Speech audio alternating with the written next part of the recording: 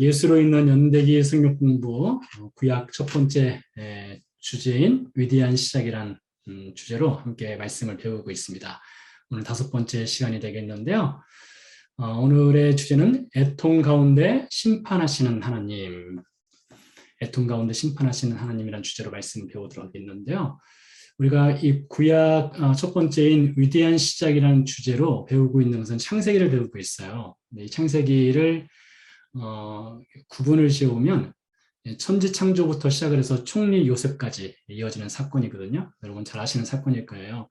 1장부터 50장까지 사건이죠. 천지창조, 인간의 창조, 타락, 가인과 아벨, 지난 시간까지 우리가 배운 거죠. 이번 시간에는 노아 홍수를 배우고요. 다음 시간에 바벨탑, 아브라함의 언약, 아브라함의 시험, 이삭의 생애, 이삭의 축복, 야곱, 요셉, 또 요셉, 이렇게 이야기가 전개되겠습니다.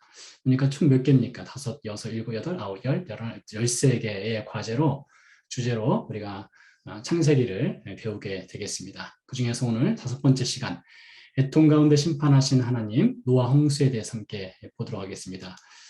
사실 이 창세기만큼 신학적인 질문들이 많은 성경은 아마 없을 겁니다. 여러 가지 질문들이 많아요. 창세기는요. 궁금한 것도 많고요.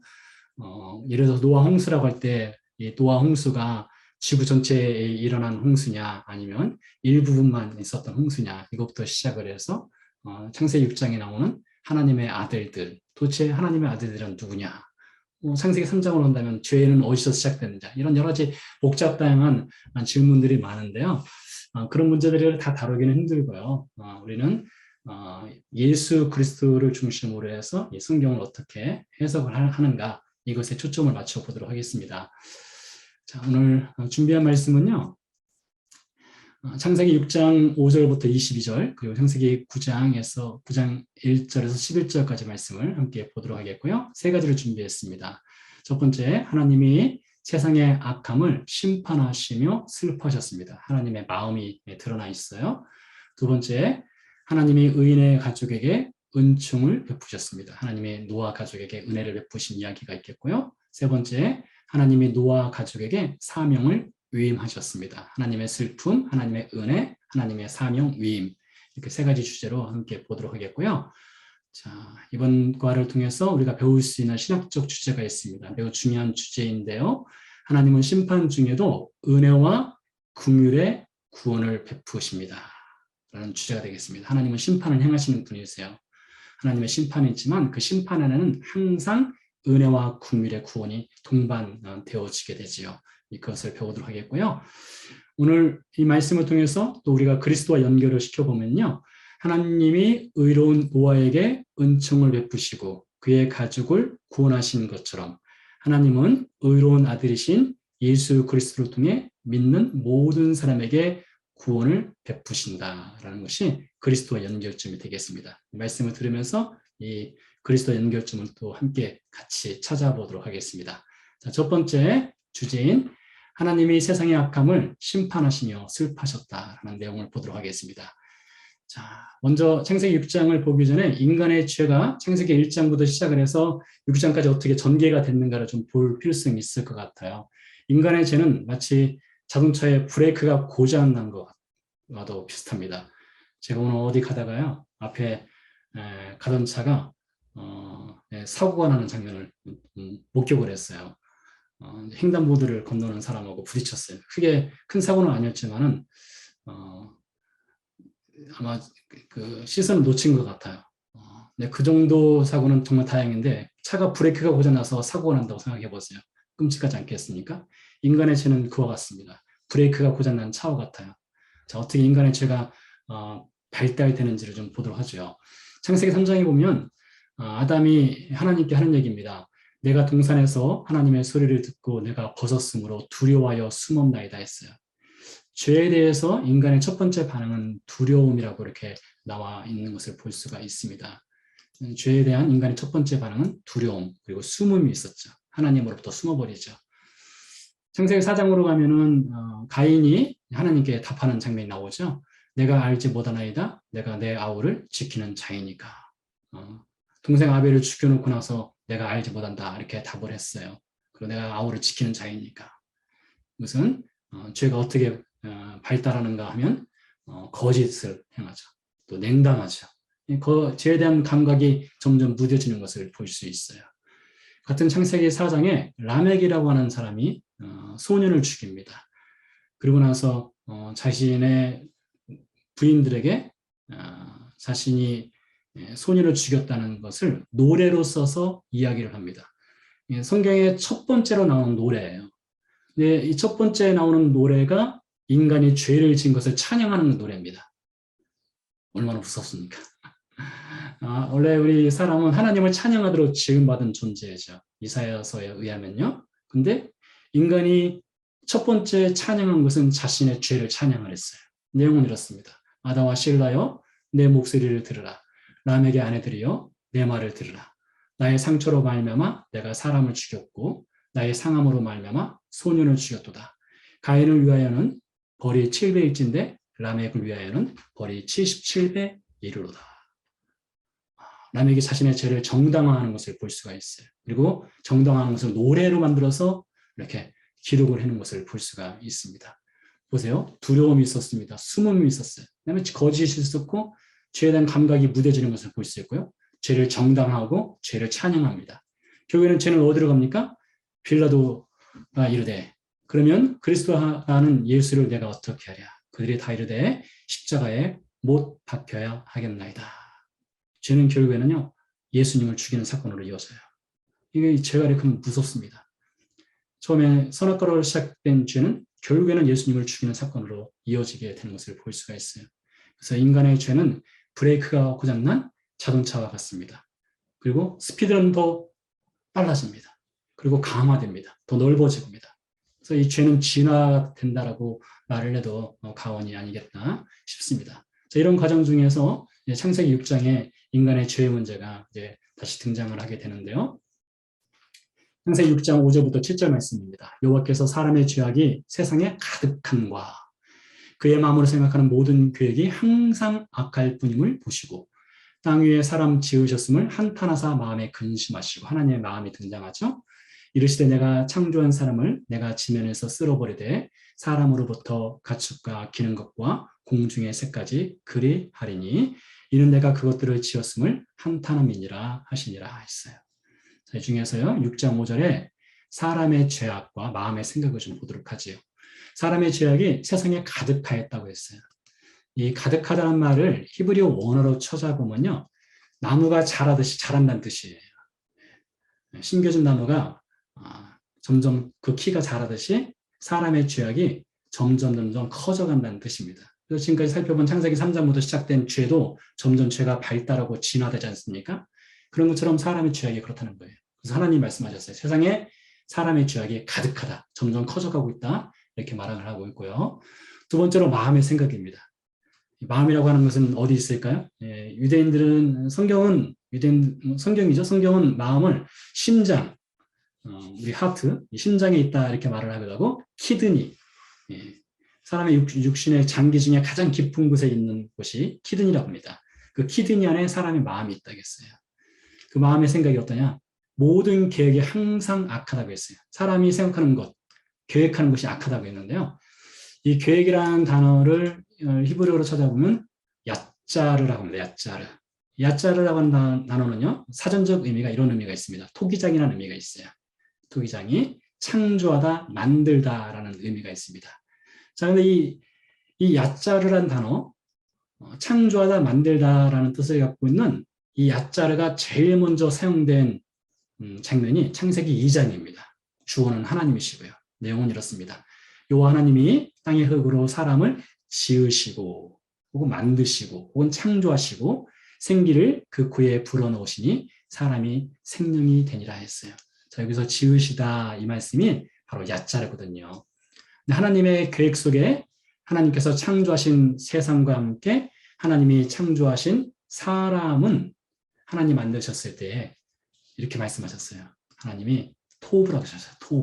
토부는 좋다, 아름답다라는 뜻입니다. 그래서 창세기 1장 읽어보면 하나님께서 보시기에 좋았다, 보시기에 심히 좋았다라는 표현들이 반복해서 등장을 하잖아요.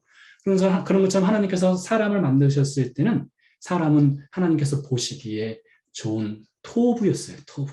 좋은 존재로 창조됐어요. 자, 그런데 죄가 들어왔습니다. 죄가 들어오고 나니까 모든 것이 엉망이 되어버렸어요. 가장 큰 죄가 무엇이냐?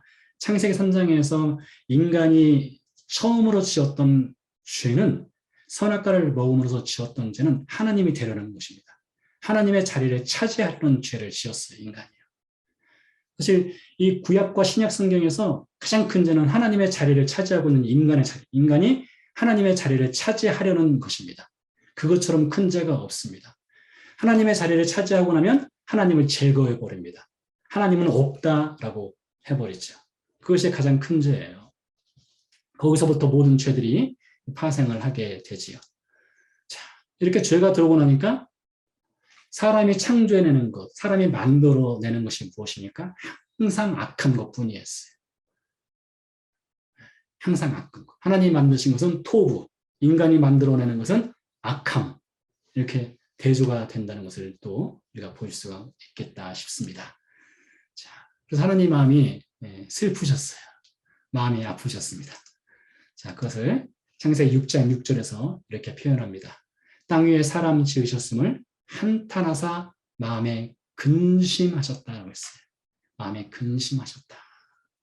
여기 하나님께서도 마음에 근심이 있고 슬퍼하시고 혹은 때로는 분노하시고 이런 감정에 대한 표현들이 성경에 곳곳에 등장을 하거든요. 하나님의 마음을 사람의 마음으로 비유해서 표현을 한 것입니다. 사람이 근심하거나 사람이 슬퍼하거나 사람이 한탄한다고 할 때는 무엇인가 해결할 수 없을 때 근심하고 슬퍼하죠. 이미 엎어진 물처럼 주워 담을 수 없는 물처럼 사람이 해결할 수 없을 때 사람은 슬퍼하죠. 그러나 하나님의 근심과 하나님의 슬픔은 해결할 수 있는 슬픔입니다. 회복시킬 수 있는 슬픔이에요. 하나님의 마음에 대한 표현을 두 개를 더 준비했는데요. 사사기 10장 16절 말씀입니다. 자기 가운데에서 이방신들을 제하여 버리고 여호와를 섬기며 이스라엘 백성들이 회개하고 돌아온 거예요. 근데 하나님의 마음을 보세요. 여호와께서 이스라엘의 곤고로 말미암아 마음에 근심하시니라. 좀 오래됐지만 제가 설교를 한 본문이기도 한데요. 마음에 근심하시니라 했어요. 여기서 이 마음에 근심했다는 것은 하나님의 숨이 턱턱 막혔다는 거예요. 목이 졸려서 숨을 쉴 수 없을 정도로 하나님이 답답해 하신 거예요. 인간의 죄의 문제를 다루시는 하나님의 마음이죠. 하나님의 마음 중에는요, 하나님의 궁율이 있습니다. 자, 이사야서 49장 15절인데요. 여인이 어찌 그 젖 먹는 자식을 잊겠으며 자기 태에서 난 아들을 궁율이 여기지 않겠느냐. 그들은 혹시 잊을지라도 나는 너를 잊지 아니할 것이라. 하나님의 슬픔과 하나님의 근심, 하나님의 한탄, 하나님의 애통하신 가운데는 또한 하나님의 궁율이 있어요. 혹 우리는 자식을 잊을지라도 하나님은 그 궁율이 무한하셔서 잊지 아니하시겠다라는 표현이죠. 자, 그럼에도 불구하고 하나님은 심판을 하시는 분입니다. 하나님의 공의와 정의가 있으시죠. 그래서 하나님이 내가 창조한 사람을 지면에서 쓸어버린다 했어요. 쓸어버린다. 심판하시겠다. 하나님의 심판과 하나님의 궁율이 공존하는 것을 볼 수가 있지요. 그래서 창세기 6장 5절에서 7절 사이에서는 하나님은 심판하시면서 동시에 하나님은 슬퍼하시고 애통하시는 그런 하나님의 모습을 볼 수 있고요. 자, 두 번째로 넘어가 보도록 하겠습니다. 하나님이 의인의 가족에게 은총을 베푸셨습니다. 라는 내용입니다. 자, 이 내용을 읽지는 않겠고요. 몇 절만 보도록 하겠습니다. 자, 6장 8절 말씀인데요. 그러나 노아는 여호와께 은혜를 입었더라로 시작합니다. 자, 그러나라는 반전의 접속사가 등장을 했고요. 노아라고 하는 인물의 이름이 처음 등장을 했어요. 그러고 나서 은혜를 입었다고 했어요. 자, 이 순서를 잘 보세요. 그 다음에 9절 말씀 보시면요. 이것이 노아의 족본이라 노아는 의인이요 당대의 완전한 자라 그는 하나님과 동행하였으며 이렇게 나왔습니다. 만약에요, 이 순서가 9절이 8절이 되고 8절이 9절이 되면 하나님께서 노아에게 은혜를 주신 이유가 그가 의로웠기 때문에, 그가 완전했기 때문에, 그가 동행했기 때문에 하나님께서 그에게 은혜를 주셨다 이렇게 말할 수 있겠죠. 그러나 성경은 그렇게 말을 하지 않고 있어요. 성경의 순서를 보면요. 하나님께서 먼저 노아에게 은혜를 주셨어요. 그를 의롭다 하셨고요. 그를 완전한 자로 인정해 주셨고요. 하나님이 그와 동행을 해 주셨어요. 이 순서가 매우 중요합니다. 그러고 나서 노아에게 언약을 맺어 주셨어요. 18절 말씀. 그러나 노아는 내가 내 언약을 세우리니 이렇게 말씀하셨어요. 이 순서에 의하면 이런 그림이 가능할 것 같아요. 하나님 먼저 은혜를 주셨고요. 노아에게 의인이라고 인정해 주셨고요. 그리고 그와 언약을 맺어 주셨어요. 은혜, 의인, 언약의 순서입니다.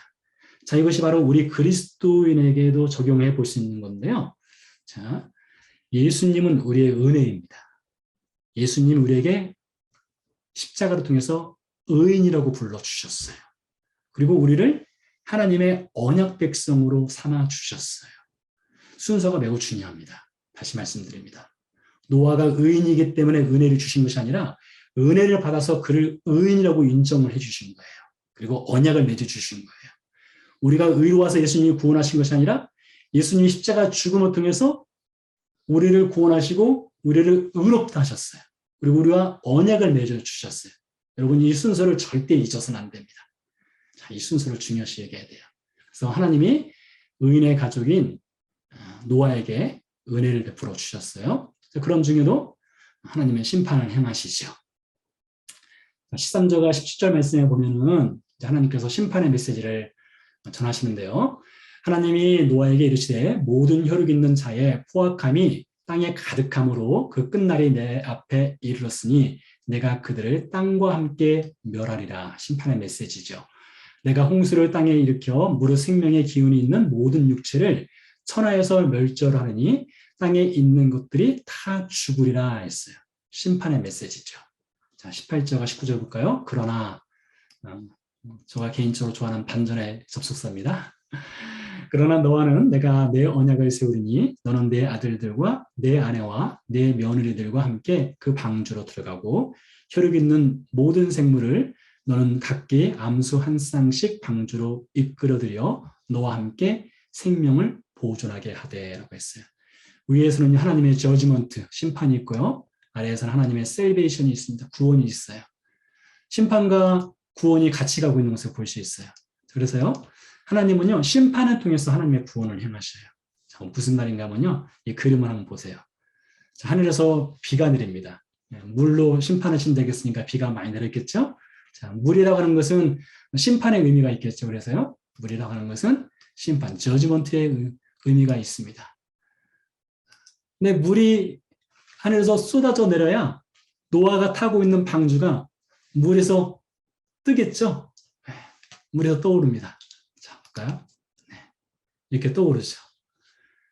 비가 내려서 심판이 있지만은 동시에 이 비는요, 노아의 방주를 띄워줌으로써, 물에서 띄워줌으로써 구원을 행해요.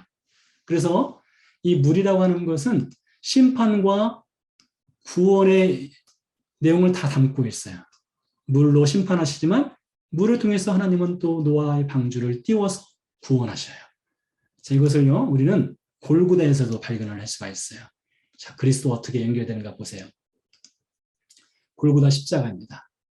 자, 여러분, 골고다 십자가는 죽음을 상징하죠. 심판을 상징하죠. 그래서 골고다 십자가에 매달리면 다 죽어요.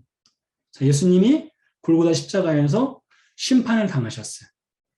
세상 죄를 지고 하는 어린 양으로서 우리 죄를 위해서 심판을 당하셨고요. 예수님이 골고다에서 십자가를 지시고 죽으심으로써 심판을 당하심으로써 동시에 우리에게는 구원이라는 은혜를 주셨죠. 자, 물을 통해서 저지먼트와 셀베이션이 있었던 것처럼 이 십자가를 통해서 하나님께서 저지먼트와 셀베이션을 행하셨어요. 이 두 개의 이미지가 같이 골고다의 십자가와 홍수 심판에 다 담겨 있는 것을 우리가 배울 수 있어요. 그래서 하나님께서 노아 가족에게 이 물의 심판 중에 은혜를 베푸신 것을 우리가 성경 창세기 6장 8절에서 22절 사이에서 확인할 수 있고요. 자, 마지막 세 번째 주제로 넘어가 보도록 하겠습니다. 하나님이 노아의 가족에게 사명을 위임하셨습니다. 자, 구원받은 백성에게 하나님은 사명을 주셔요. 9장 1절 말씀 읽어볼까요? 하나님이 노아와 그 아들들에게 복을 주시며 그들에게 이르시되 생육하고 번성하여 땅에 충만하라 했어요. 자, 복을 주셨대요. 그리고 생육, 번성, 땅에 충만하라. 자, 어디서 많이 본 말씀 같지 않으세요? 자, 어디에 이 말씀이 비슷한 말씀이 등장할까요? 자, 이 말씀은요. 창세기 1장 28절에 등장합니다. 하나님이 그들에게 복을 주시며 하나님이 그들에게 이르시되 생육하고 번성하여 땅에 충만하라. 똑같죠? 생육하고 번성하여 땅에 충만하라. 땅을 정복하라. 바다의 물고기와 하늘의 새와 땅에 움직이는 모든 생물을 다스리라 하시니라 했어요. 창세기 3장까지 해서 아담과 하와는 하나님이 주신 이 복과 하나님의 이 다스리라는 명령에 아담과 하와는 실패했어요. 그렇지만 하나님은 그 실패했다고 해서 그들을 제거하지 않았습니다. 그들의 후손인 노아에게 다시 한번 기회를 주셨어요. 땅에 생육하고 번성하여 땅에 충만하라는 사명을 주셨어요. 다스리라는 사명을 주셨어요. 자, 마지막 절을 읽어보겠습니다. 9장 11절인데요. 내가 너희와 언약을 세우리니 다시는 모든 생물을 홍수로 멸하지 아니할 것이라. 땅을 멸할 홍수가 다시 있지 아니하리라 했어요. 창세기 6장, 7장으로 넘어가면서 하나님은 물로써 세상을 심판하셨죠. 하나님 약속을 주셨어요. 다시는 모든 생물을 홍수로 멸하지 아니하리라. 근데 이 안에는 다른 메시지가 담겨 있습니다. 물로는 심판하지 않겠지만 무엇인가 다른 것으로 심판할 가능성을 또 엿볼 수 있을 것 같아요. 자, 앞으로 하나님께서 또 세상을 심판하시는데요. 두 번째 심판, 무엇을 하실까요? 네, 성경에 나와 있습니다. 자, 베드로후서 3장 12절 말씀입니다. 하나님의 날이 임하기를 바라보고 간절히 사모하라. 그날에 하늘이 불에 타서 풀어지고 물질이 뜨거운 불에 녹아지려니와 라고 되어 있어요. 자, 창세기 6장, 7장에서는 하나님이 홍수, 물로 세상을 심판하셨고요. 다시는 물로 심판하지 않을 거야 라고 약속을 주셨어요. 그러나 마지막에 하나님은 두 번째 심판을 행하시는데 그때는 불로 심판하신다는 것입니다. 베드로가 예언을 했어요. 불로 심판할 것이다. 자, 그런 가운데 노아 가족에게 사명을 주시는데요. 어떤 사명을 주는가를 보세요. 자, 4절부터 6절까지를 제가 읽어보겠습니다. 그러나 고기를 그 생명들은 핏째 먹지 말 것이니라.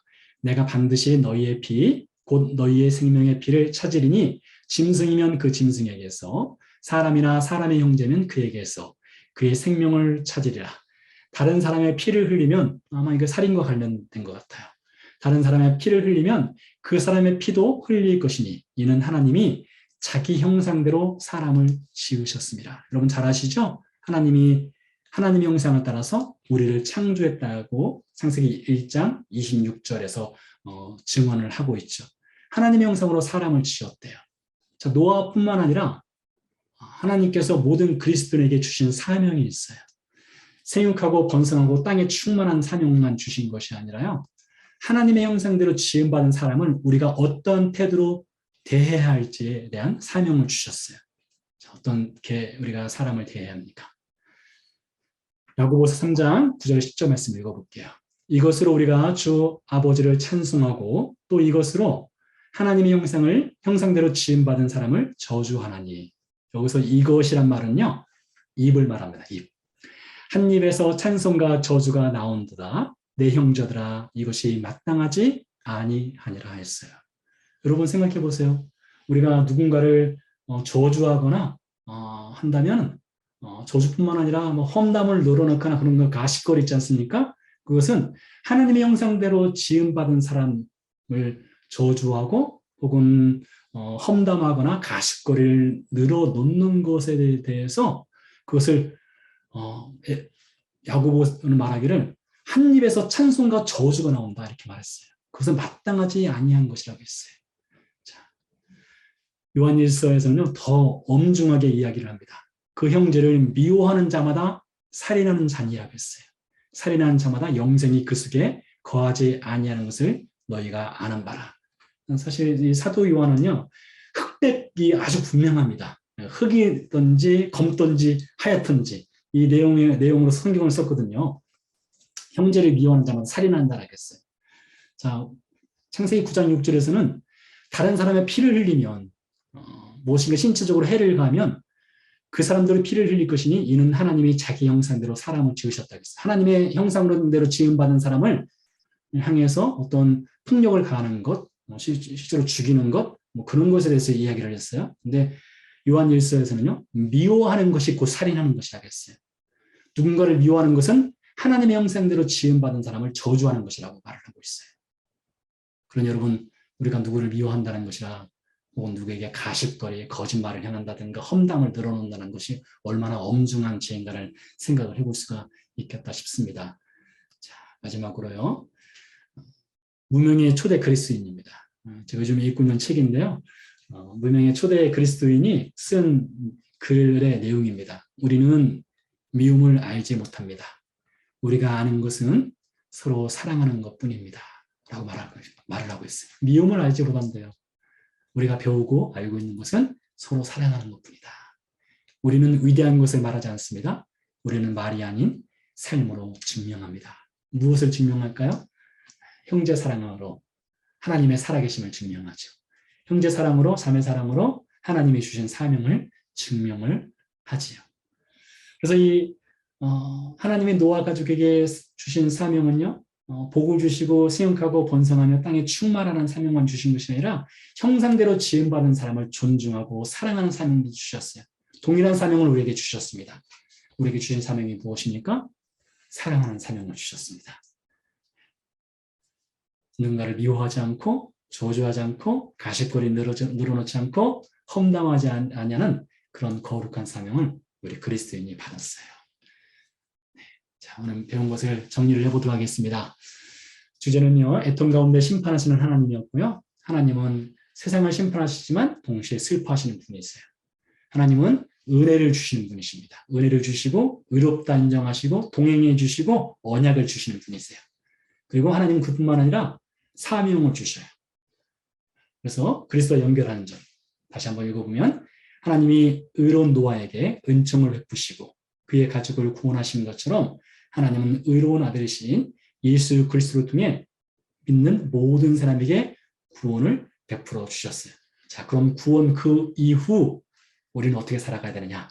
하나님의 형상대로 지음받은 형제 자매를 향해서 거짓이나 가십거리나 험담을 하지 마시고 미움이 아닌 사랑으로 대할 수 있는 그런 우리 신자들이 됐으면 좋겠다 싶습니다.